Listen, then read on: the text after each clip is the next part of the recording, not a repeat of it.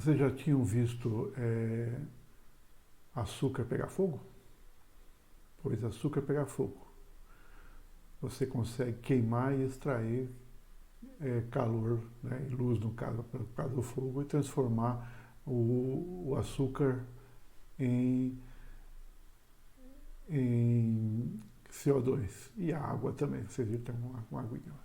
Então, o que a gente vai começar agora é ver o processo de degradação da glicose, que a glicose é o açúcar mais importante para todos os organismos. Então, você já deve ter percebido que está presente em várias formas na natureza polímeros de glicose. Tá? Então, o que a gente vai ver agora é como que o metabolismo usa a glicose. Tá?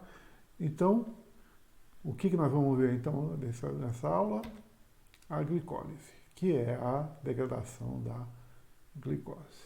Bom, primeira coisa que é importante ressaltar, vamos dizer, a glicose, ela é um combustível de alta energia, né, que libera uma quantidade muito boa de energia, e é utilizado por qualquer célula como fonte de energia. Todas as células compartilham da via de degradação da glicose como um ponto central do metabolismo. Tá? Então, é uma forma também de ser estocada. Tá? A glicose pode ser estocada na forma tanto de glicogênio, né, quanto de amido. E ela também pode ser usada como estrutura. Lembra, a celulose nada mais é do que um polímero de glicose. Tá? Então ela é amplamente usada pelos diferentes organismos. E ela também, além de fornecer energia e poder usar para ser estocada, ela também pode atuar como um precursor bioquímico, vamos dizer, um precursor, vamos dizer, um esqueleto carbônico que pode ser usado por vários pelo organismo para produzir diferentes compostos, tá? E chega ao ponto que em bactérias, vamos dizer, alimentadas somente com glicose, né, como fonte de carbono, né, ela consegue viver, né, processar todo o metabolismo dela usando a glicose como única fonte de carbono, mas nenhuma outra fonte de carbono, e usando fontes de fósforo, enxofre e nitrogênio inorgânicos. Tá? Nós precisamos, para a gente poder usar nitrogênio, a gente precisa absorver aminoácidos na forma complexa dos aminoácidos, que é proteína. Se a gente não absorver aminoácidos através das proteínas que está na nossa alimentação, né, na nossa nutrição, a gente não tem acesso a nitrogênio. Mas a gente não pode pegar um sal de nitrogênio qualquer, lamber e conseguir nitrogênio, ou mesmo enxofre, ou mesmo fósforo. Tá? Então, nenhum deles, a gente precisa necessariamente de moléculas complexas para produzir. Mas bactérias conseguem processar, fazer todo o organismo funcionar, ou seja, o metabolismo dela funcionar apenas usando glicose como fonte de carbono. Tá? Então vamos lá. Como vocês viram na introdução, vamos dizer, você pode queimar, queimar açúcar. No filminho da introdução, você pode queimar açúcar, tá? Simplesmente o que você tem que fazer? Você tem que dar uma certa quantidade de energia, vamos dizer, na forma de uma chama de calor, para ela entrar em combustão. A partir do momento que ela entra em combustão, ela vai se consumir, né, formando CO2 e água no final. E vai liberar o quê? Calor e luz.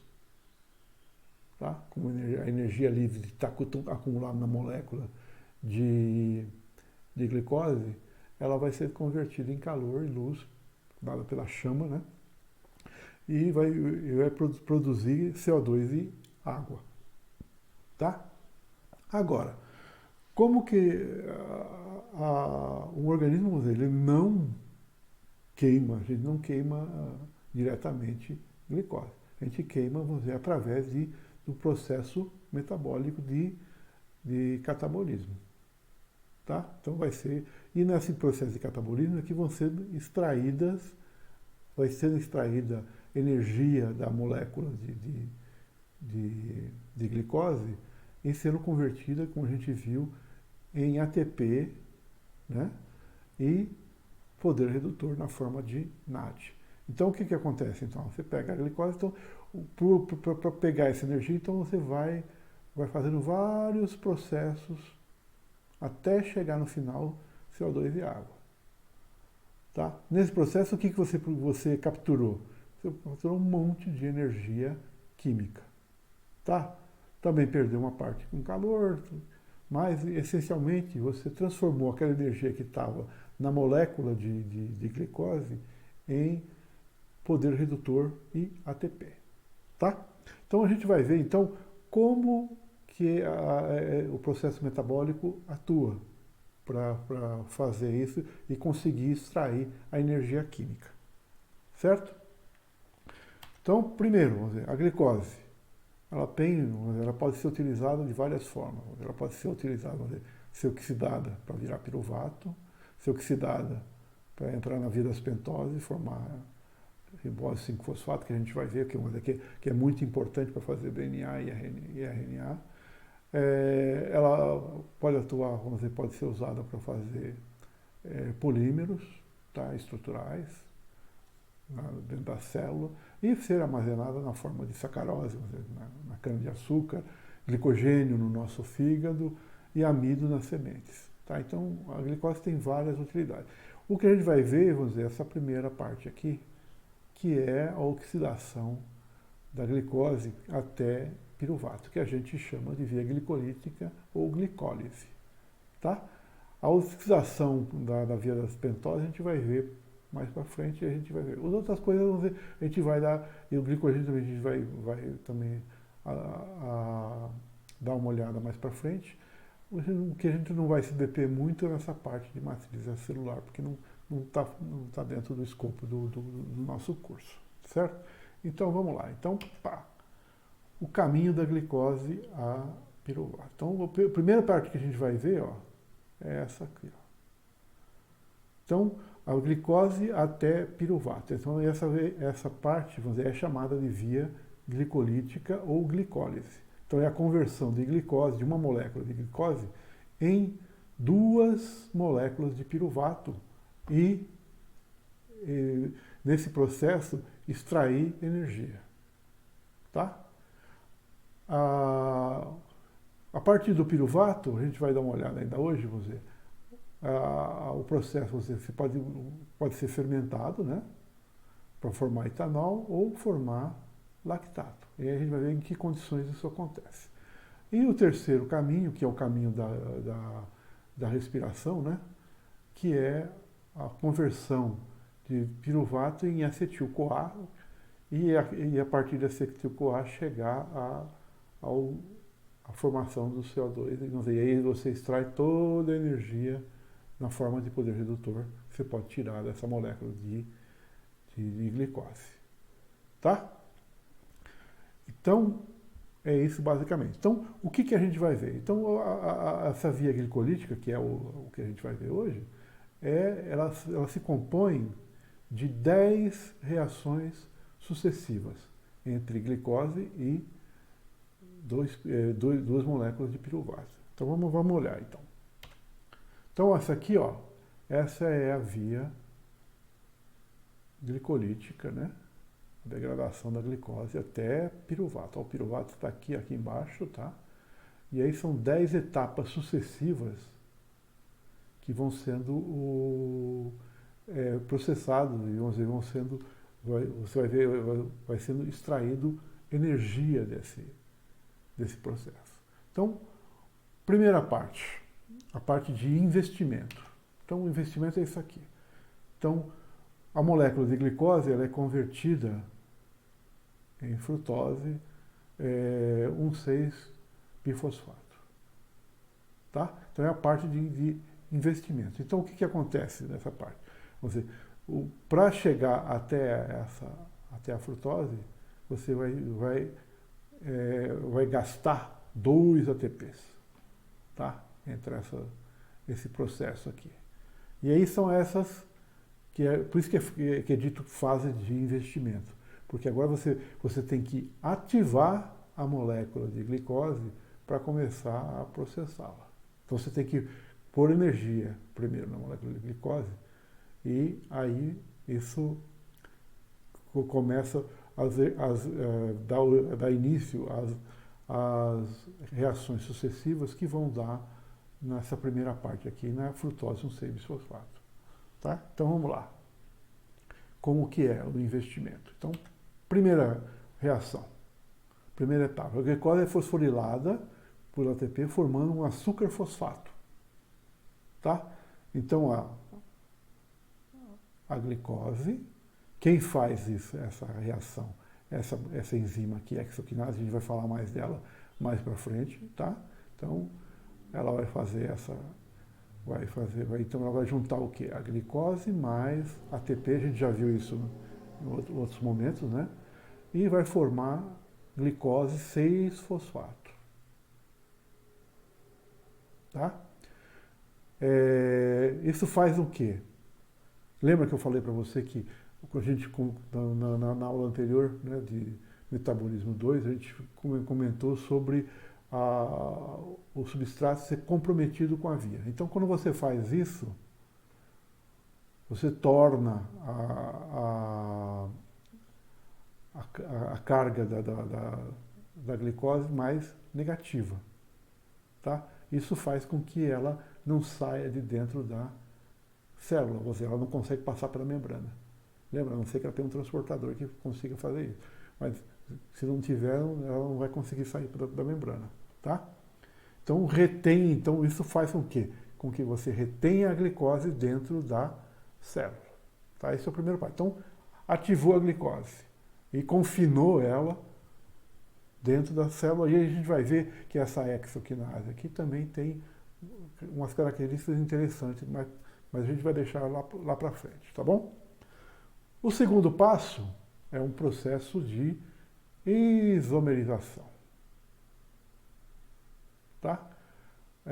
O que ela faz? Então ela pega, essa aqui é a glicose 6-fosfato, tá? Abre a molécula, tá? Então ela passa de uma forma que ela passa, que ela é uma aldose para uma cetose. Tá, aldose, aldeído, cetose, tá? E aí fecha em anel de novo. Tá, passa de uma aldose, a aldose aqui, para uma cetose. Quem faz essa reação é a fosfoglico isomerase. Tá? A fosfoglico isomerase faz esse processo. Então você tem agora, saiu desse aqui, e faz uma isomerização. Tá? Passa de uma cetose, de uma aldose para uma cetose. Tá? O terceiro passo é uma nova ativação, né? Investir a segunda molécula de ATP no processo. Tá? Então você tem aqui, frutose 6, que foi o resultado, não lembra? Isomerou, era uma aldose, passou para uma cetose. Então passou de glicose 6 para frutose 6. Tá? Olha aqui, uma frutose 6. Aí mais um ATP, e essa aqui é feita pela enzima, essa fosfofrutosinase, que vai colocar um outro fosfato no carbono 1. Então vai formar o que? A frutose 6-fosfato vai formar frutose 1,6-bisfosfato. Tá? Então, recapitulando, primeiro investimento, glicose é ativada com ATP, formando glicose 6-fosfato. Então, 6-fosfato, carbono 6 recebe um fosfato.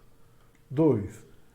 Uma isomerização, ela é uma aldose, ou seja, a glicose 6-fosfato é uma aldose, certo? Ela é convertida numa cetose, tá? O fosfato continua no mesmo lugar, então você passa de glicose 6-fosfato para frutose 6-fosfato, tá?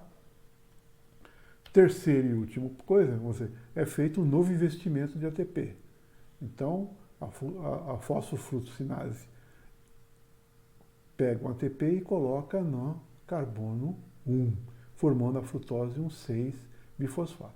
Então, essa parte, quando chega em frutose 1,6-bifosfato, termina a parte de investimento. Tá? Aí vai para a segunda parte. A segunda parte, que é a parte de clivagem. Então, você começa com a frutose 1,6-bifosfato, tá? Uma molécula de frutose 1,6-bifosfato, e você vai gerar 2 moléculas de gliceraldeído 3-fosfato. Isso é feito em 2 etapas. Tá? Então, o que você tinha? Você tinha um açúcar de 6 carbonos, tá? Um açúcar de 6 carbonos, você cria 2 açúcares de 3 carbonos. Tá? Então, você tinha um açúcar de 6 e de 3. Tá? Para começar a coisa. E aí você chega em 2 moléculas de gliceraldeído 3-fosfato. Então vamos ver em detalhe como é isso. Então, primeiro,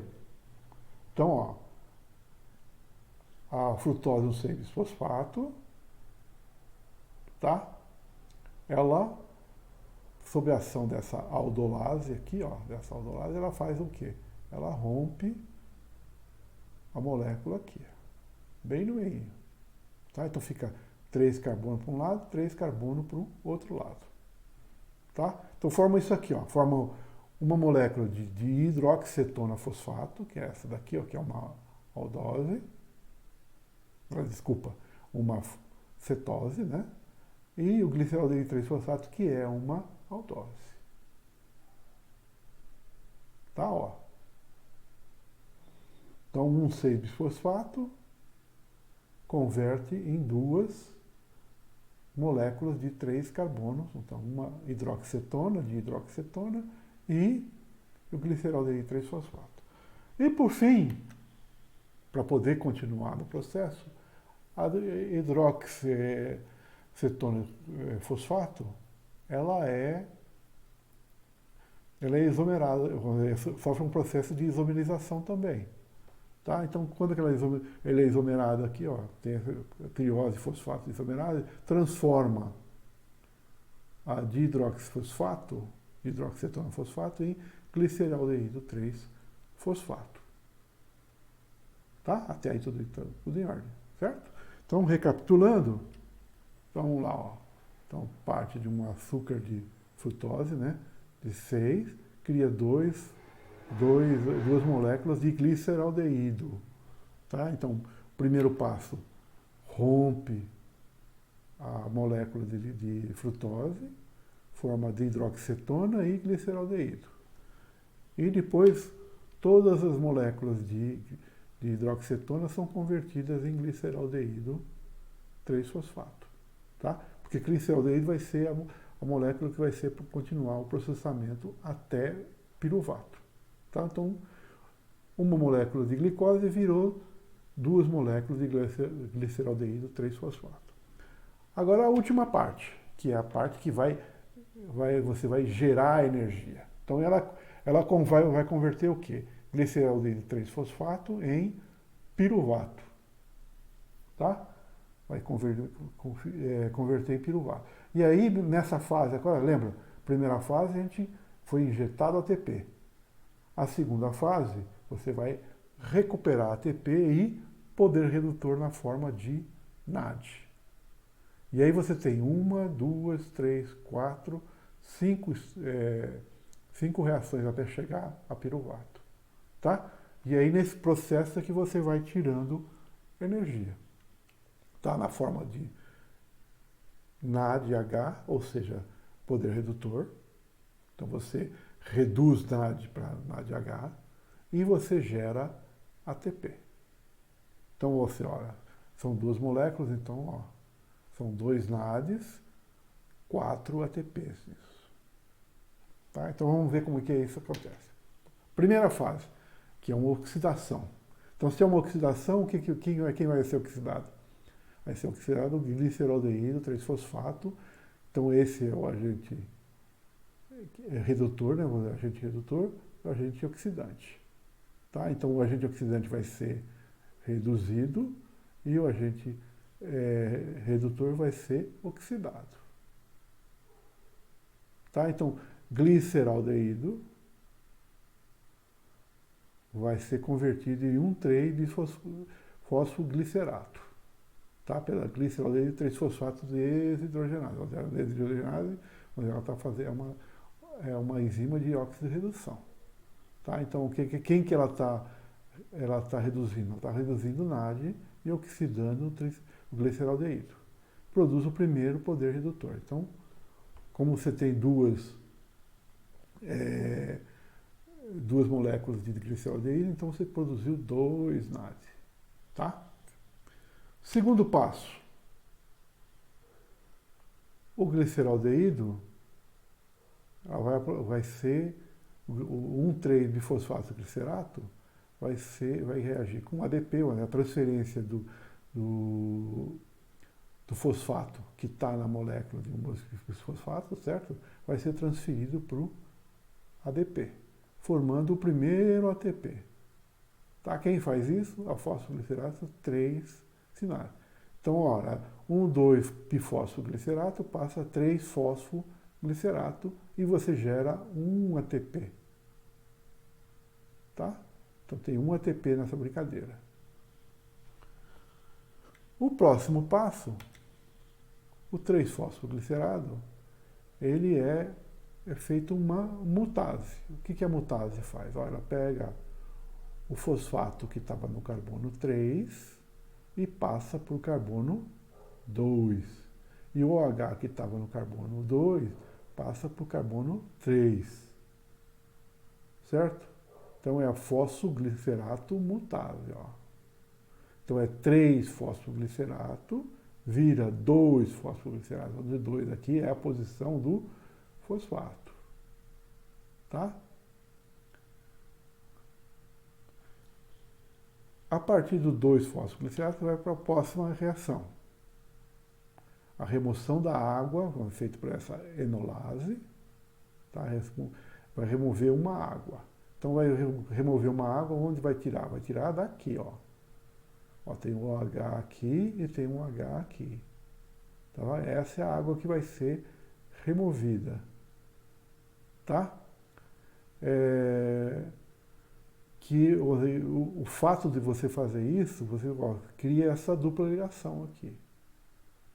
Tá? Essa dupla ligação significa que você criou lembra, uma ligação simples tem menos energia do que uma ligação. Então você torna essa molécula energeticamente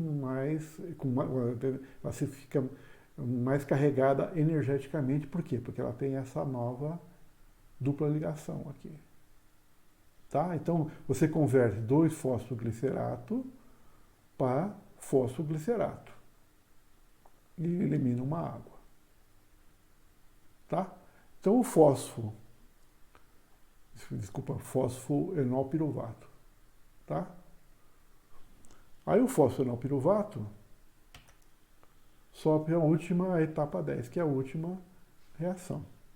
Então, fosfoenolpiruvato, agora o que vai acontecer? Vai ter a transferência desse fosfato aqui, por causa dessa dupla ligação, esse fosfato ficou bastante energético, né? Então você consegue transferir por uma molécula de ADP. Tá? Então quem faz isso é a piruvato sinase. Tá? Então piruvato sinase formando o ATP. Então é o último ponto de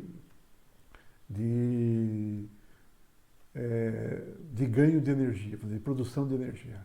Então, voltando lá só para a gente ter o que a gente está acontecendo nessas 5 etapas aqui, né? Ó, você tem a produção de poder redutor na forma, né? Então, energia química na forma de poder redutor do NADH e ATPs, vamos dizer, que são as moléculas energéticas para fazer quase um monte de reações. Então, de onde você transferiu a energia? Então, lembra, você começou com uma molécula de glicose, terminou com 2 moléculas de piruvato.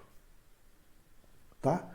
E aí a molécula de piruvato, então vamos lá, primeiro vai de glicerol de 3-fosfato a 1,3-bisfosfato glicerato, 2 gera o primeiro NAD. Como são 2 moléculas de glicerol de 3-fosfato, então você tem 2 NADs sendo gerados, certo? O próximo par, você prepara a molécula para tornar, para ela ganhar, você usa os 2 fosfatos para carregar um ADP, tá? Você carrega o ATP aqui, o segundo ganho.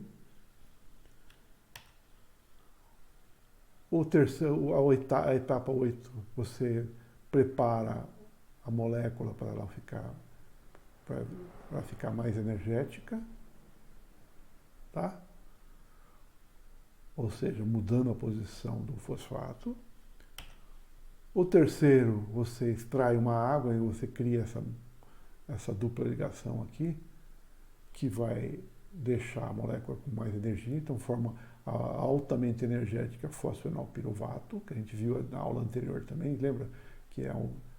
E aí ela tem energia suficiente para transferir o fosfato que ela tem para o ADP, formando o ATP e formando o piruvato. Tá? E o piruvato aí que vai seguir para frente no processo metabólico. Tá? Então nessa parte da via glicolítica, tudo isso está acontecendo no citossol. Tá?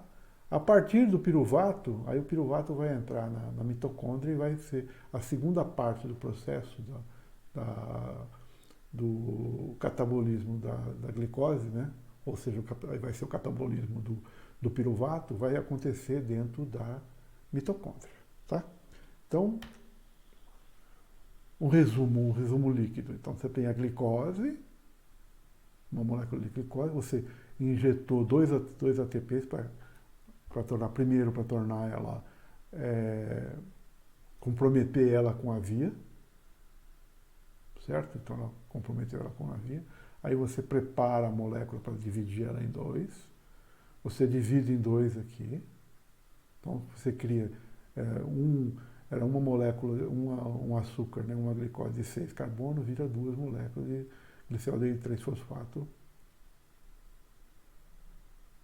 Tá? Aí, a partir daqui, você começa a parte de ganho.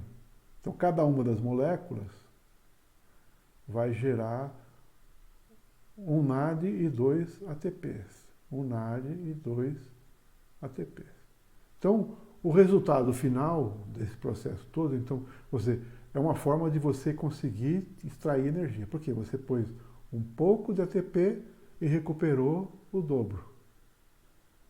Então, o balanço final disso, vamos dizer, você tem, para cada glicose, você consegue, nessa fase da via glicolítica, até piruvato, você consegue gerar 2 NAD, ou seja, 2 moléculas com poder redutor, e 2 ATPs, você tem de ganho em relação aos 2 que você investiu.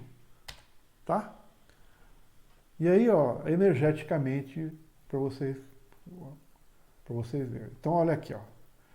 A primeira, vamos ver, quais são as... Lembra que eu falei anteriormente, vamos dizer, das reações irreversíveis. Tá? Então, quais são as reações irreversíveis no processo da via glicolítica? Então, a primeira reação é da glicose para a glicose 6-fosfato. Então, você comprometeu a glicose com a via glicolítica. A segunda reação, que é o segundo investimento, né, vamos dizer, pôs um ATP, pôs outro ATP. Então, essa uma molécula aqui, a molécula que está no final, não tem energia para poder reverter. Olha aqui, ó. Aqui você tem, ó, esse aqui é o delta linha G, 0, né? Aí você vê como que é nas condições com as concentrações das moléculas dentro da célula. Então você vê que ele é muito mais favorável a formar glicose 6-fosfato do que voltar para trás. Então ela torna essa reação irreversível.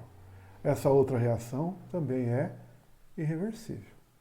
Todas as que estão em preto, se você for olhar, ó, certo? Nas condições celulares, elas estão todas próximas de zero. Lembra que eu comentei, a gente comentou isso na parte de metabolismo? Então, as que são reversíveis, apesar do ΔG0, delta linha G0, né? Ser, às vezes, ó, no caso aqui, ó, vamos dizer, ela ser um ΔG negativo, nas condições celulares ela é praticamente zero. Ou seja, ela está próximo do equilíbrio. Por quê? Porque o produto está sendo removido sempre pelo próximo passo da reação.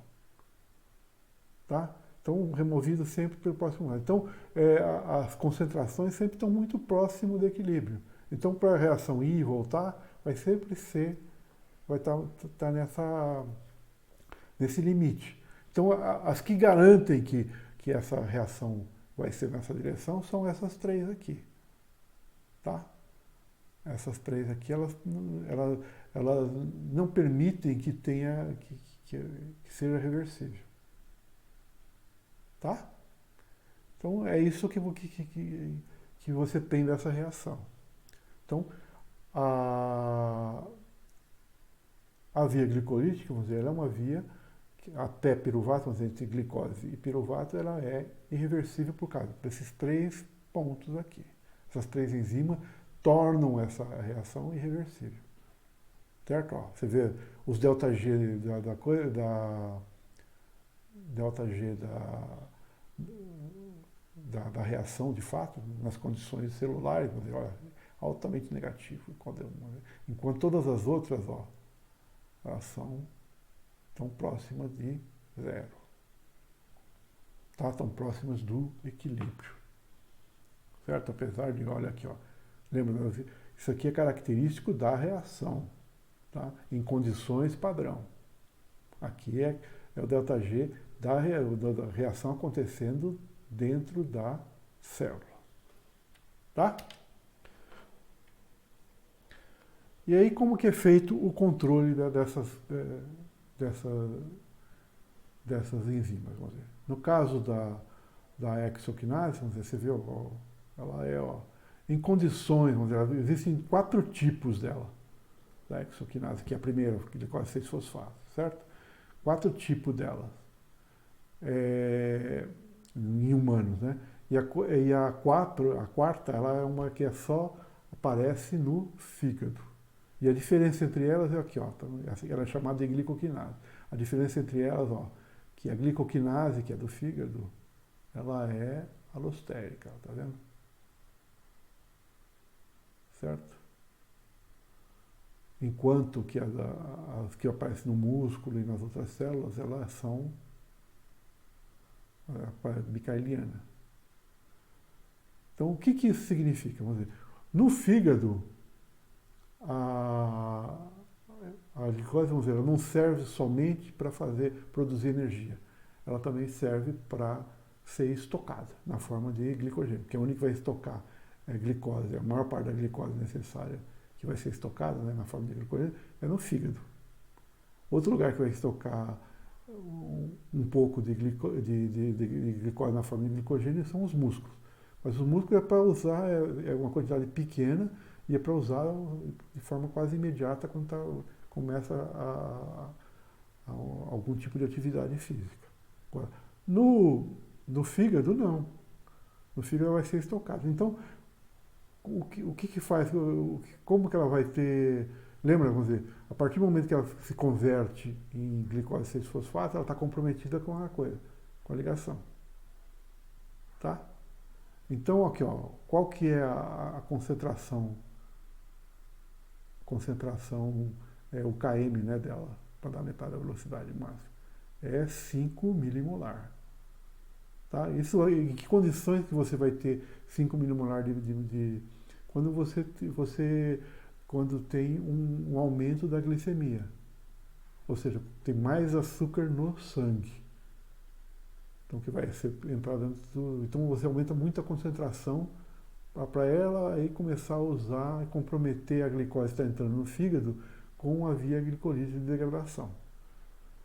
Então, então em condição normal, vamos dizer, o açúcar, a glicose que entra lá, ela vai ser mais canalizada para formar glicogênio do que para ser usada como fonte de nutriente. Tá?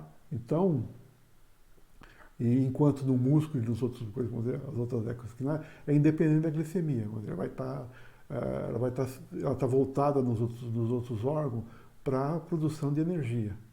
Enquanto no fígado ela tá também comprometida, vamos dizer, o fígado também ele está comprometido com estocar glicogênio. Tá? Então, por isso que tem essa diferença. Então, esse é um ponto interessante de controle, né, da exoquinase ou da glicoquinase. Outro ponto interessante, outro ponto que tem coisa é na fosfofrutoquinase. Lembra quando recebe o segundo, que é o segundo ponto de controle, vamos dizer, irreversível. E aí ela quando tem baixo ATP, ela é muito eficiente. Quando tem alto ATP, ela está modulada. Tá? Por quê? Porque a via é para produzir ATP. A degradação da glicose para produzir ATP. Então, quando tem muito ATP, ela não é muito eficiente. Por quê? Está sobrando ATP. Tá?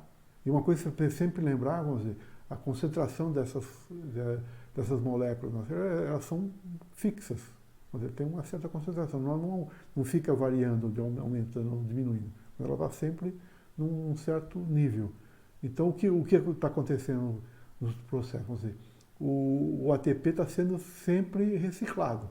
Então, vira ADP, recicla, vira ATP, recicla, vira ADP, recicla, e assim por diante. Tá? E isso faz com que o controle tenha que ser bastante rígido, né, para garantir que você não está desperdiçando energia produzindo moléculas num ciclo fútil, né? Produzindo sendo que não tem como ser usada aquela molécula. Então, aqui, para você ver, de frutose 6-fosfato para frutose 1,6-bisfosfato, o que funciona como controle negativo?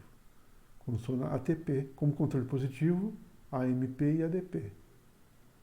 Tá, com o controle negativo, citrato. A gente vai ver lá em coisa, vamos dizer, citrato já está dentro da mitocôndria. Tá? Então, e aí o que significa? Vamos dizer que tem excesso de reagente para continuar fazendo a degradação do piruvato, né, da glicose, da mitocôndria, para poder produzir ATP. Então ele também vai funcionar como o quê? Como um breque. Tá? E aí ela é estimulada por frutose 2,6-bisfosfato. Esse segundo sinal, a gente vai ver mais detalhe quando a gente for ver a neoglicogênese. Mas vamos dizer, isso aí também dá um balanço entre degradar a glicose e produzir glicose, que a gente vai ver mais para frente no processo de neoglicogênese. Por que precisa? Porque, lembra, a glicose é fundamental, como eu falei para vocês lá no começo. Então, e aí tem alguns órgãos, né, por exemplo, tipo o cérebro, que se alimentam basicamente de glicose. Certo? Então, o fígado, em algum momento, que a gente vai ver no processo todo, o fígado, em algum momento, ele vai ter que usar as reservas de glicose que ele tem na forma de glicogênio para produzir glicose livre, para alimentar o cérebro e outros órgãos, tipo também as hemácias também funcionam só com glicose. Tá? Então, ele vai ter que fazer isso. Tá? E aí, esse balanço entre catabolizar a glicose e anabolizar a glicose, ou seja, sintetizar a glicose e, e quebrar a glicose para produzir energia, então é um balanço que é feito no fígado que é muito sutil. E aí essa fosfofruto 2,6-bifosfato, ela faz parte desse controle. Então a gente vai ver mais detalhe quando a gente for ver a parte de neoglicogênese. E por último, a piruvato quinase. Tá? A piruvato quinase, o que ela faz? Ela é aquela parte final lá que pega o fosfenol piruvato e forma piruvato e ATP. Tá? E ela é estimulada, vamos dizer, se está sobrando frutose 2,6, ela estimula. Se está sobrando ATP ou alanina, a gente vai entender também mais para frente por que a alanina é importante, então funciona como negativo. Então, ela desfosforilada é mais ativa, fosforilada ela é menos ativa. Tá? Então, baixa a glicose no sangue, estimula, vamos dizer, ela vai tornar menos ativa. Por quê? Tem baixa glicose no sangue, então tem que moderar o processo de degradação da glicose. Alta glicose no sangue, então o fosfato é removido, ela fica mais ativa e ela passa a produzir mais ATP. Tá? Então, esses são os 3 pontos de controle da via glucogênese. Então, e são os pontos irreversíveis. Tá? Por isso que eles são controlados desse jeito. Tá? Tem que ficar claro para vocês isso. Por que eles são controlados? Porque eles são pontos irreversíveis. Então, se a molécula passou para o outro lado, acabou. Não tem como voltar. Aí ela tem que... Como ela vai voltar? Ela tem que passar por uma outra via para poder voltar para trás. Certo? Que a gente vai ver. E essa via, já adiantando a história para você, é a via da neoglicogênese. Que você vai ver que, vamos dizer, que é a degradação da glicose e a síntese de glicose, né? Neoglicogênese, vamos dizer, a glicose sendo gerada de novo, né? Elas compartilham várias reações, mas essas 3 reações, vamos dizer, a neoglicogênese tem enzimas independentes para cada um desses pontos, para passar por esses pontos reversíveis da via glicolítica. Tá? E aqui, só para vocês terem uma ideia, vamos dizer, a gente falou de glicose, mas vamos dizer, os outros açúcares também entram na via glicolítica também. Tá? Eles são direcionados, como a gente vai ver também mais para frente, vamos dizer, que os aminoácidos também são direcionados, vamos dizer, em alguns pontos na via glicolítica e depois também na parte interna da mitocôndria, que a gente vai ver com mais detalhe nas próximas aulas. Tá? Então esses são os caminhos, a galactose, a glicose que vem para glicose 6-fosfato, a mannose que vem para frutose 6-fosfato, a frutose, né, que vem aqui também para frutose 6-fosfato, o gliceraldeído e assim por diante. Tá? Então, os outros, aqui, lactose, né, a trehalose, a sacarose, todas elas, vamos dizer, convergem todas para a degradação para a via glicolítica. Tá? Então, elas são processadas por outras enzimas e entram na via glicolítica em alguns pontos específicos. Tá? E aí, finalmente, vamos dizer, como funciona a produção de energia numa situação anaeróbica. Tá? Porque lembra que a gente viu naquele gráfico do coisa que tinha que o metabolismo anaeróbico contribuía para a produção de energia? Então, é feito dessa forma aqui. Ó. Tá? Então, a glicose até piruvato, normal. Produziu o quê? Produziu ATP. Para cada piruvato, você produz 2 ATPs. Certo? Então, isso vai vai gerar, por piruvato, vai gerar um ATP e um NADH. Tá? Mas para poder, para o piruvato ser degradado até CO2 e água, né? Ele precisa entrar na mitocôndria e fazer a fosforilação oxidativa, que é quando vai transformar todo o poder redutor que foi extraído da molécula, vai ser transformada em ATP. Tá? Mas aí, vamos dizer, isso para isso acontecer você tem que acontecer a respiração. E aí a respiração é um processo mais lento, apesar de ser produzir muito ATP no final, a gente vai ver isso também com detalhe mais para frente. Ainda não é o suficiente, é muito mais lento do que quando você está precisando produzir rapidamente. No caso do nosso animal, vamos dizer, do sistema muscular.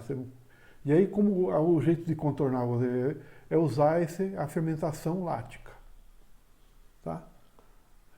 E aí o piruvato é convertido em lactato. E aí, pois, esse lactato vai ser processado, vamos dizer, isso no músculo. E aí esse lactato depois vai ser processado no fígado, vai virar piruvato de novo e vai poder ser usado para respiração, por exemplo. Mas o porquê disso aqui? Porque o fator limitante para produzir, vamos dizer, a ATP está sendo, pensa assim, a ATP está sendo consumido pelo movimento. Tá? Agora, o poder redutor, ele só vai ser consumido pela respiração lá embaixo, na mitocôndria. Então, lembra que eu falei também, vamos dizer, a quantidade dessas moléculas é limitada, não é infinito. Então ela é bem limitada. Então se ela é limitada, o que acontece? Elas precisam ser recicladas. E aí o que é essa fermentação, esse processo fermentativo aqui faz? Ele pega e regenera, vamos dizer, ele pega o NAD reduzido e converte em NAD oxidado, para o NAD oxidado conseguir produzir, continuar permitindo que seja produzido ATP sem respiração. Tá, ó. Então é isso, serve para regenerar o NAD oxidado, para o NAD oxidado, de novo, permitir a geração de poder redutor de novo. Então, para isso aqui precisa ser regenerado para o quê? Para isso aqui continuar acontecendo. Senão, bloqueia. Se não tiver mais NAD para bloquear, lembra? É só olhar na via glicolítica. Então, você vai ver, vamos dizer, se não tiver NAD para fazer a coisa, você não consegue produzir ATP. Tá? Então, esse é o primeiro... a primeira fermentação, isso em animal. Em levedura, levedura fermenta normalmente. Aí o que ela produz? Produz etanol, que é exatamente a mesma ideia, só que está de novo regenerando o NAD. Tá? E aí, na regeneração do NAD, você gera etanol. Então, o piruvato é convertido em CO2, lembra? Ó, CO2, acetaldeído e acetaldeído etanol. E aí você regenera o NAD para continuar o quê? Produzindo ATP sem oxigênio, ou seja, sem respiração. Tá claro? Tá? E aí só para você, curiosidade, né? Então, essas aqui são vamos dizer, a glicose, como a glicose é usada por diferentes organismos, né, para fazer fermentação. Tá? Aqui, ó, diferentes organismos, diferentes fermentações. Por exemplo, CO2 e ácido propiônico é produzido, principalmente quando você tem fermentação para fazer queijo, né? O ácido lático para fazer iogurte, o molho de soja, então aspergillus, lactobacillus, streptococcus, todos eles fermentam produzindo ácido lático, regenerando NAD. Tá vendo? Ó? NAD aqui, regenerado, tá? E produzindo ATP. Os Saccharomyces, vamos dizer, o velho fermento de cerveja, né?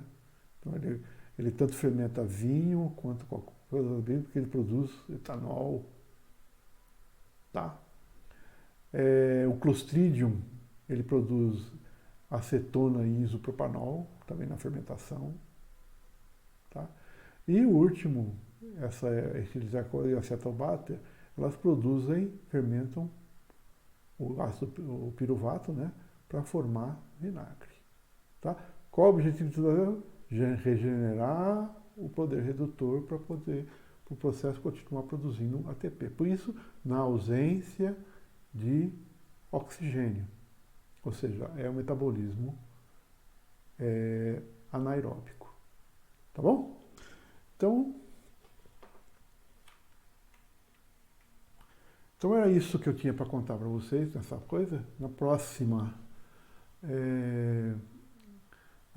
semana a gente vai entrar em novos detalhes sobre o processo de continuar, né, o processo de catabolismo da glicose, agora na fase interna da mitocôndria, que vai estar usando piruvato até chegar a CO2, tá? Então a gente vai ter a parte interna da mitocôndria e aí vai chegar no final a fosforilação oxidativa, que é o processo que todo esse poder redutor que foi extraído da molécula de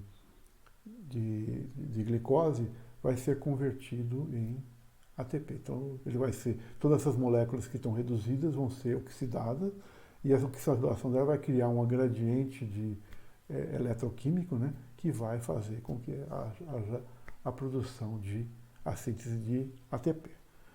Então, é isso. Então, até a próxima.